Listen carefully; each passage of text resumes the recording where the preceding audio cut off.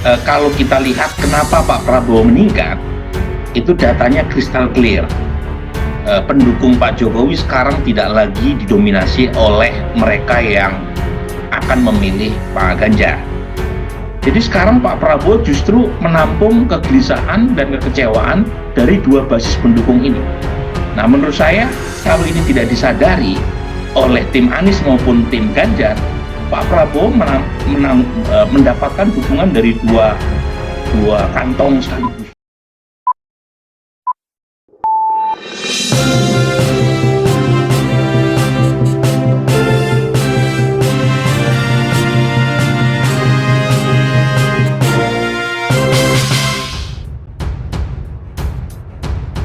Kalau untuk cawapresnya sendiri tadi disebutkan ada nama-nama yang mungkin selama ini tidak ada di publik begitu.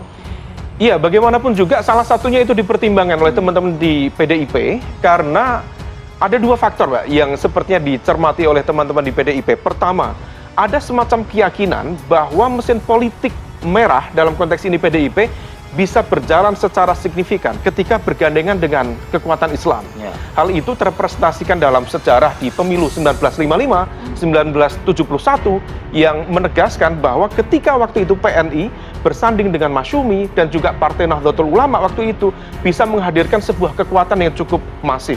Nah, oleh karena itu, apalagi saat ini PDIP memiliki kekuatan, memiliki golden ticket, dan itu adalah sifatnya hak veto.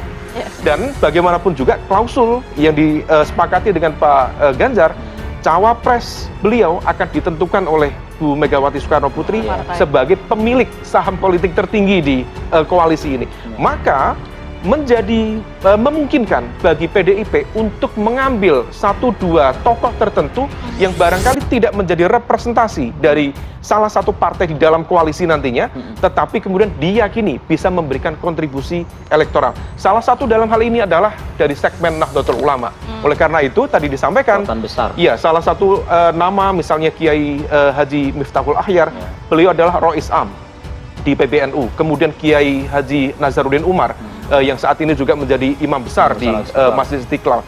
Tetapi problemnya bagi Kiai Miftahul Ahyar, beliau sudah memiliki janji dan komitmen politik maupun komitmen keumatan ketika di Muktamar Nahdlatul Ulama di Lampung kemarin berjanji untuk fokus kepada kerja-kerja keumatan di Nahdlatul Ulama, bahkan sampai posisi Ketua Umum MUI sendiri akhirnya ditanggalkan karena ingin fokusnya di kerja itu. Dan yang lain waktu itu muncul narasi tentang upaya kembali mengkontekstualisasikan Hitoh Nahdlatul Ulama 1926 sehingga tidak ingin menarik gerbong besar NU dalam konteks politik praktis. Nah, adapun Kiai Nazaruddin Umar bisa saja dianggap sebagai representasi kekuatan Islam yang kemudian bisa memperkuat misalnya Pak Ganjar Pranowo, tetapi problemnya salah satu yang menjadi tantangan cukup serius, beliau akarnya memang bukan dari Jawa. Nah, itu yang kemudian menjadi tantangan. Apakah representasi Nahdlatul Ulama tetapi dari tokoh non-Jawa kemudian bisa dikonversi dalam konteks mobilisasi basis pemilih signifikan atau tidak? Itu yang kemudian perlu diuji lebih lanjut. Ada juga yang responnya positif, tapi ada juga yang terkoreksi negatif, Mas. Apa faktor-faktornya yang menyebabkan kondisinya seperti ini, Mas? Nah, ini menarik ya kalau kita cermati data yang tersedia, Arief. Kalau kita lihat kenapa Pak Prabowo meningkat, itu datanya kristal clear. Pendukung Pak Jokowi sekarang tidak lagi didominasi oleh mereka yang akan memilih Pak Ganjar. Jadi ada dua ukuran pendukung Pak Jokowi. Pertama adalah mereka yang puas terhadap kinerja Pak Jokowi. Ada 79%. Nah, dari data yang kami punya, 79% yang puas terhadap kinerja Pak Jokowi ini, itu 39,2% memilih Ganjar, 37,6% memilih Pak Prabowo, 13,9% dari yang puas memilih Mas Anies. Jadi yang puas terhadap kinerja Pak Jokowi itu sekarang terbelah antara ke Ganjar dan Pak Prabowo Subianto. Nah, nanti Mas Umam bisa menganalisis mengapa terjadi pembelahan. Ada peningkatan dukungan di antara mereka yang puas kinerja Pak Jokowi ke Pak Prabowo, dan ada tren penurunan mereka yang puas satisfied Jokowi voters ke Ganjar Pranowo. Nah, ukuran yang kedua adalah mereka yang mengaku memilih Pak Jokowi di 2019. basisnya ada 55,5%. Nah, yang menarik, pemilih Ganjar Pranowo dari segmen pendukung Pak Jokowi Kiai Ma'ruf 2019 itu turun 10%.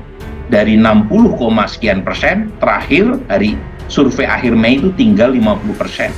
Sementara pemilih Pak Prabowo, pendukung Pak Prabowo yang berasal dari basis pemilih Pak Jokowi Kiai Ma'ruf Pilpres 2019 naik 2 kali lipat, dari 13% menjadi 27,2%.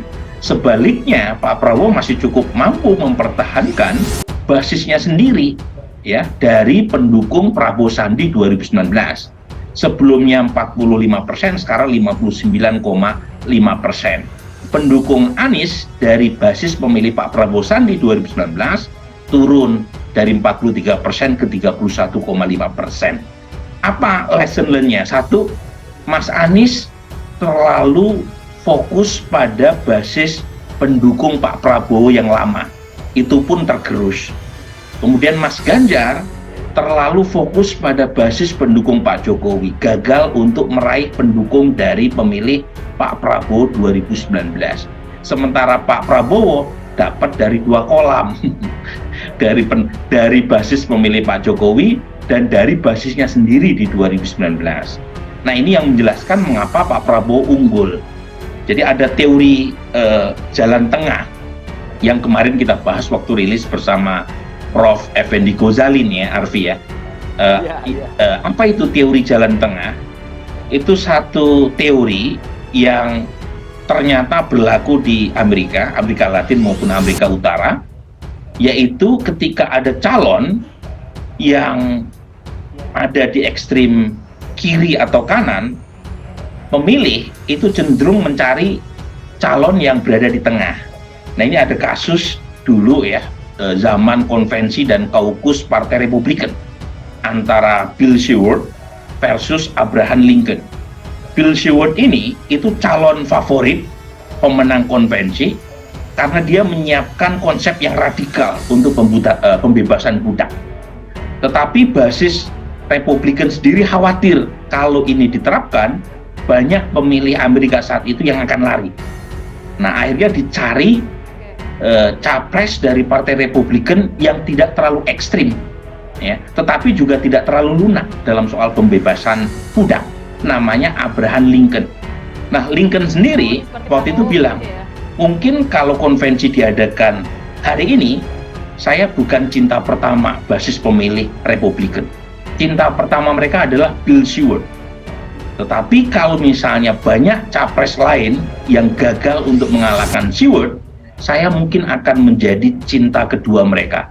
Karena apa? Karena pemilih Amerika itu pengen mencari konsep yang tengah, antara yang radikal dengan yang lunak dalam rangka mencari solusi atas pembebasan budak. Dan menanglah si Lincoln. Jadi dalam kaitan dengan sekarang ini, Arif, ya, saya melihat serangan dari tim Ganjar ke Anies mungkin bisa tanda kutip, ya, menyadarkan sebagian pendukung Anies, tetapi mereka pendukung Anies yang mungkin akan memikirkan serangan dari tim Ganjar tadi tidak lantas memilih Ganjar, terlalu jauh. Mereka mungkin memilihnya Pak Prabowo. Sebaliknya, serangan tim Anies kepada Ganjar sebagian akan membuat pendukung Ganjar lari, tapi larinya juga nggak ke Anies karena terlalu jauh spektrum ideologisnya, larinya ke Pak Prabowo. Jadi sekarang Pak Prabowo justru menampung kegelisahan dan kekecewaan dari dua basis pendukung ini. Nah, menurut saya kalau ini tidak disadari oleh tim Anies maupun tim Ganjar, Pak Prabowo mendapatkan dukungan dari dua kantong sekaligus, gitu ya.